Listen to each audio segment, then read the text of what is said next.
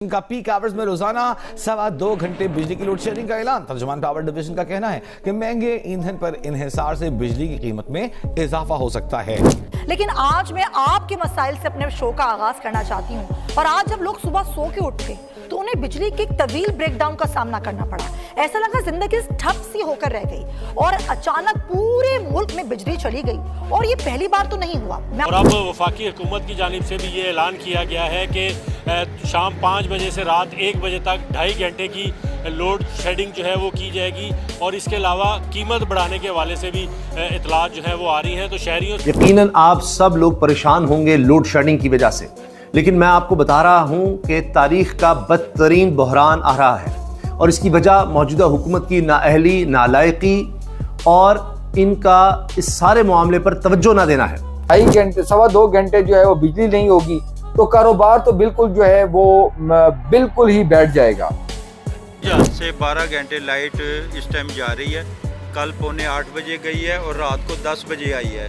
उसके बाद फिर ये तमाम रात 1 घंटा आती रही और 1 घंटा जाती रही। अब आप देख सकते हैं, कैमरा भी घुमाकर अंदर दिखा सकते हैं कि लाइट इस टाइम नहीं है। पाकिस्तान चल सकता है पाकिस्तान का पावर सेक्टर। पाकिस्तान की मईशत का सबसे बड़ा मसला हमारा पावर सेक्टर है। इदारों के दरमियान ज़ेरे गर्दिश कर्जे जिनको हम सर्कुलर डेट कहते हैं वो 5 ट्रिलियन 5,000 अरब के करीब IPPs हमने खड़ी कर दी। 2052 तक के उनके साथ मुआहदे कर लिए कि आप बिजली बनाए ना बनाए हम आपको पैसे देंगे। मुल्क जहां पर 45,000 मेगावाट बिजली की इंस्टॉल कैपेसिटी है और हड्डियों का जिसे कहते हैं ना सुरमा बना दिया इस हुकूमत ने। इतने लंबे चौड़े बिल डालते हैं फिर कहते हैं ये लोड शेडिंग। ये मामलात आप क्या करते रहे पिछले 4 सालों से? मुल्क का ये सोचना चाहिए कि लोड शेडिंग खत्म होनी चाहिए और उसके बाद जो लॉकडाउन लगाया 8 बजे तक उसको भी खत्म करना चाहिए ताकि ताजर सुख का सांस ले सके। आप यकीन करें ताजर अपनी दुकान का रेंट नहीं भर सक रहे। चैन दोस्तों, मैं विजय और आप देख रहे हैं वीस रिएक्शन। तो दोस्तों, जैसे कि आपको पता है कि पाकिस्तान इस वक्त अमेरिका और ईरान के बीच में दलाली का काम कर रहा है और पाकिस्तान का मीडिया जो है वो ढिंडोरा पीटने में लगा हुआ है कि देखो किस तरह पाकिस्तान की आज पूरी दुनिया में इज्जत बढ़ चुकी है, किस तरह पाकिस्तान के फॉरेन पॉलिसी की जीत हुई है। मगर भाई इस जंग की वजह से जो हालत पाकिस्तानी आम आवाम की हो रही है इसके ऊपर किसी का ध्यान नहीं है। दोस्तों, आपको पता ही है पहले पाकिस्तान की सरकार ने अपनी आवाम पर पेट्रोल बम फोड़ा, उसके बाद इन्होंने जो है लॉकडाउन शुरू किया और फिर गैस में कटौती करना भी शुरू किया। जैसे कि आपको पता है कि IPL में क्राउड तक अलाउड नहीं किया गया।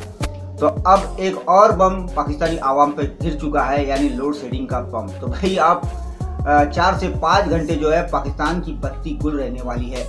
और जैसे ही अनाउंसमेंट हुई उसके बाद पाकिस्तानियों की चीखें निकलना फिर से शुरू हो चुकी है। तो आज की वीडियो में हम यही देखेंगे, ये जो पाकिस्तान की सरकार ने अनाउंसमेंट की है लोड शेडिंग की, इसके ऊपर पाकिस्तानी सोशल मीडिया पर क्या बातें हो रही है। तो चलिए करते हैं वीडियो को शुरू। मगर वीडियो शुरू करने से पहले जो भी और हमारे चैनल पर पहली बार आए उनसे रिक्वेस्ट करूंगा प्लीज हमारे चैनल को सब्सक्राइब कीजिए, वीडियो को लाइक और शेयर जरूर कीजिए। तो चलिए करते हैं वीडियो। कि हुकूमत का काम ही होता है कि आगे की प्लानिंग करे, लेकिन उनकी कोई प्लानिंग ही नहीं थी। सब कुछ नजर आते हुए सब कुछ पता था कि ये हालात हैं, जंग हमारे खिते में छिड़ी हुई है, इन्होंने कुछ किया ही नहीं। और ये कुछ ना करने की वजह से आज हम इस सूरत हाल में हैं कि 12-12 घंटे 16-16 घंटे लोड शेडिंग हो रही है। और झूठ बोल रही है हुकूमत कि जी हम सिर्फ 2.5 घंटे या 2.25 घंटे की लोड शेडिंग कर रहे हैं। ऐसा नहीं है, लोड शेडिंग इससे कहीं ज्यादा हो रही है। और दही इलाकों में तो ऐसे इलाके भी हैं जहां पर यूं समझिए कि 15 मिनट के लिए लाइट आती है और उसके बाद फिर 1 घंटे के लिए चली जाती है। ये हालात हैं इस वक्त। और मैं आपको बता रहा हूं कि आने वाले दिनों में इससे भी बुरे हालात होंगे। अगला महीना और मौजूदा महीने में जितने दिन बाकी हैं, चंद हफ्ते बहुत मुश्किल हैं। अभी तो आप देखिए कि गर्मी उस तरह से नहीं बढ़ी, AC का इस्तेमाल उस तरह नहीं शुरू हुआ और शॉर्टफॉल देखिए कितना ज्यादा हो चुका है। कहा जा रहा है जी 18,000 मेगावाट तलब है और 12 से 13,000 ही बिजली बनाई जा रही है, यानी 6,000 मेगावाट की कमी का सामना है। यानी वो मुल्क जहां पर 45,000 मेगावाट बिजली की इंस्टॉल कैपेसिटी है और हड्डियों का जिसे कहते हैं ना सुरमा बना दिया इस हुकूमत ने। इतने लंबे चौड़े बिल डालते हैं फिर कहते हैं ये लोड शेडिंग। भाई ये मामलात आप क्या करते रहे पिछले 4 सालों से? चले 3.5 साल तो इमरान खान साहब ने बड़ी तबाही की, कोई काम नहीं का, नालायक आदमी था। चलो अब जेल में भी है, अच्छी बात है, जेल में ही सड़े। लेकिन आप तो बड़े काबिल लोग हैं भाई, आपके लोग ख्वाजा साद रफ़ीक साहब ने रेलवे को बेहतर किया था। मैं अप्रिशिएट करूँ, मैं कोई क्रिटिसाइज नहीं कर रहा, लेकिन हनीफ अब्बासी के आने के बाद मज़ीद तबाही के दाने पर इस वक्त रेलवे कड़ी है। गुज़िश्ता 1 महीने में 6 रेलवे के हादसात हुए, लेकिन भला हो हमारे मीडिया का कि उस पर लबकुशाई नहीं की हमारे मीडिया ने। आप लोगों ने IMF और बाकी के प्रेशर पे आकर जब वापडा को डी बंडल किया, आप जनरेशन कंपनियां अलहदा की, डिस्ट्रीब्यूशन कंपनियां अलहदा की, ट्रांसमिशन कंपनियां की नहीं किया, और उस वक्त 70 अरब रुपए में फायदे में 3 ट्रिलियन के करीब नुकसान में चले गए हैं। गैस के कभी सर्कुलर डेट नहीं होता था, आज गैस का सर्कुलर डेट देखिए आप कहां पहुंच चुका हुआ है। पेट्रोलियम में बेवकूफ बनाते रहे फार्मूला, पेट्रोलियम की कीमतों का फार्मूला हाईकोर्ट 2022 से मांग रही है, यानी वो अब शायद आपको पता नहीं है 75% डीजल जो है वो पाकिस्तान में पैदा हो, इंटरनेशनल तो इसका इंपैक्ट ही कोई नहीं है। आप लोकल कंपनियों को फायदा दे रहे हैं ना, यहां लूटमार चल रही है। आप क्या करते हैं, आपने आज देखें एक्सपोर्ट आपकी हालत क्या रह गई है, कभी जाए देखें ना मैन्युफैक्चरिंग कॉस्ट देखें कहां से कम, बिजली का यूनिट आप सोच नहीं सकते हैं कि कहां ले गई। गैस जो एक आम आदमी के लिए जा रही थी आपने तबाही और बर्बादी कर दी है। आप रेट कौन मुकर्रर करता है, एक डीजी या वजीर आजम? रेट तो हमेशा पार्लियामेंट मुकर्रर करती है। टैक्स कितना लेना है कितना नहीं लेना ये सारा रिकॉर्ड के ऊपर है। जब मैं पूछता हूं ये लेके कहां खर्च की है, उनके पास है नहीं डाटा। अंदाजा लगाइए कि हुकूमत के अपने दादोशुमार हैं कि 45,000 मेगावाट की कैपेसिटी है, यानी बिजली 45,000 मेगावाट तक बनाई जा सकती है, कैपेसिटी मौजूद है, लेकिन 18,000 मेगावाट की तलब है और वो नहीं पूरी की जा रही। जब शदीद गर्मी होगी तो 25,000 मेगावाट तक जरूरत पड़ सकती है। कैसे पूरी करेंगे, कहां से पूरी करेंगे? हुकूमत क्या कह रही है, पावर डिवीजन क्या कह रहा है, अंदाजा लगाइए आप। डरा रहे हैं कि देखिए जी हम लोड शेडिंग इसलिए कर रहे हैं, जरा सुनिएगा, लोड शेडिंग इसलिए कर रहे हैं कि ताकि 5 से 6 रुपए फ्यूल बिजली में इजाफा ना हो। जवाब यह दिया जा रहा है कि हम गैस और फर्नेस ऑयल से, तेल से, डीजल से अगर बिजली बनाएंगे तो बड़ी महंगी पड़ेगी, तो लिहाजा हमने लोड शेडिंग शुरू कर दी है ना कमाल। आप जरा अंदाजा लगाइए कैसे ये जीनियस हैं। यह है मुल्क की तरक्की का राज, और आगे तरक्की करेगा कि तवानाई बहरान है तो हमारे पास सोल्यूशन इस चीज का यह है कि हम बिजली महंगी नहीं करना चाहते, इसलिए आपको बिजली दे ही नहीं रहे, लोड शेडिंग कर रहे हैं, कम कर रहे हैं। इसके साथ साथ पावर सेक्टर ने जी ऐलान किया है बदतरीन लोड शेडिंग का सिलसिला दूसरा दिन है कि जारी है पूरे पाकिस्तान, हर बड़े शहर में।